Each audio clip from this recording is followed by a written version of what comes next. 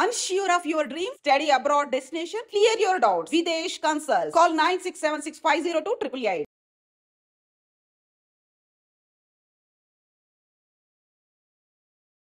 ఇలా ప్రమాదానికి గురి అవ్వటం అనేది చాలా బాధాకరమైన విషయం. మీరు విజువల్స్లో చూస్తున్నారు. ఒక్కసారిగా ఆర్టీసీ బస్సు ప్రమాద స్థాయి ఎలా జరిగిందో కూడా మనం చూడొచ్చు. కల్వర్ట్ను ఢీకొనడంతో అదుపు తప్పి ఆ తర్వాత అది దూసుకు వెళ్ళినటువంటి సందర్భంలో పూర్తిగా బస్సు అయితే ఫ్రంట్ ఎలివేషన్ మొత్తం బస్కి ముందు భాగం పూర్తిగా నుజ్జు అయినటువంటి పరిస్థితి. ఇందులో ప్రయాణిస్తున్నటువంటి 35 మంది గాయపడ్డారు. ఇమీడియట్గా హాస్పిటల్కి అయితే వాళ్ళందరినీ కూడా తరలించడం జరిగింది. ఏదేమైనా ఇలాంటి ప్రమాదాలు చాలా బాధాకరమైన విషయం.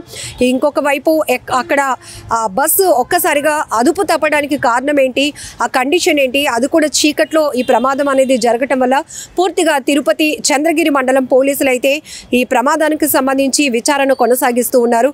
ఏదేమైనా కూడా ఈ మధ్య కాలంలో అనేక రోడ్డు ప్రమాదాల్లో ఎంతోమంది తమ విలువైన ప్రాణాలు కోల్పోతున్నారు. కొన్ని చోట్ల అయితే కనుక వాళ్ళ డ్రైవర్ల నిర్లక్ష్యం కావచ్చు, ఇవి చూస్తున్నాం. ర్యాష్ డ్రైవింగ్ చూస్తున్నాం. మధ్యలో డ్రైవింగ్ చేస్తూ ప్రమాదానికి గురి కావటం చూస్తున్నాం.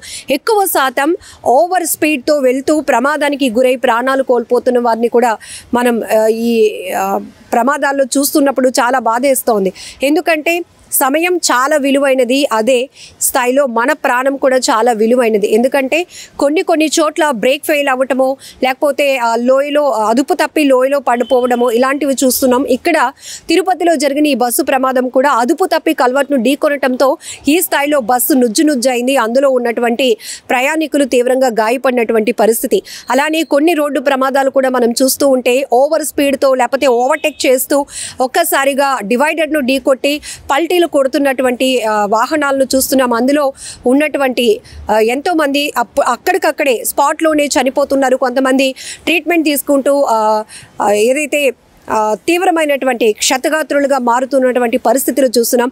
ఇక్కడ ఈ బస్సు ప్రమాదంలో కూడా అగరాల జాతీయ రహదారిపై బస్సు కల్వర్ట్ను ఢీకొన్నటువంటి ప్రమాదంలో కూడా ఈ ప్రయాణికుల్లో చిన్నారులు కూడా ఉన్నారు. పాపం వాళ్ళ పరిస్థితి ఇప్పుడు ఎలా ఉంది అనే దానిపైన కూడా ఎప్పటికప్పుడు మానిటరింగ్ చేస్తున్నారు అధికారులంతా కూడా.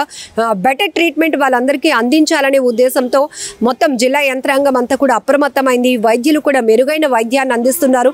ఇందుకు సంబంధించి బస్సు ప్రమాదంపై కూడా ఇప్పటికే ప్రభుత్వం తరపు నుంచి కూడా ఎప్పటికప్పుడు అప్డేట్ తీసుకుంటూ ఉండటం, క్షతగాత్రులు ఎవరైతే ఉన్నారో బస్సు ప్రమాదంలో గాయపడి ట్రీట్మెంట్ కోసం రుయా హాస్పిటల్కు చేరుకున్న వారందరికీ కూడా మంచి ట్రీట్మెంట్ అందించాలి, మెరుగైన ట్రీట్మెంట్ అందించాలనే ఉద్దేశంతో కూడా అక్కడ వైద్య సదుపాయాలు అయితే అందుతూ ఉన్నాయి. నిజంగా ప్రస్తుతం ఉన్నటువంటి సమాజం దేనికి ప్రయారిటీ ఇస్తుంది? ఆర్థిక సంబంధాల చుట్టూ మాత్రమే తిరుగుతుంది. మళ్ళీ ఎన్నికలంగానే చాలా విరక్తి కలుగుతుంది. మంచి అనిపిస్తుంది కదా, లేడీస్ కూడా ఛాలెంజింగ్ జాబ్స్ చేసినప్పుడు చాలా బాగుంటది. ట్రాఫిక్ అసిస్టెంట్స్ గా నియమించిన ట్రాన్స్జెండర్స్ అందరితో సాల్యూట్ చేయించుకుంటున్నారు. ఫుడ్ డెలివరీ ఇవ్వటానికి వెళ్ళినటువంటి డెలివరీ బాయ్ అనిల్ పై కళ్ళ ముందు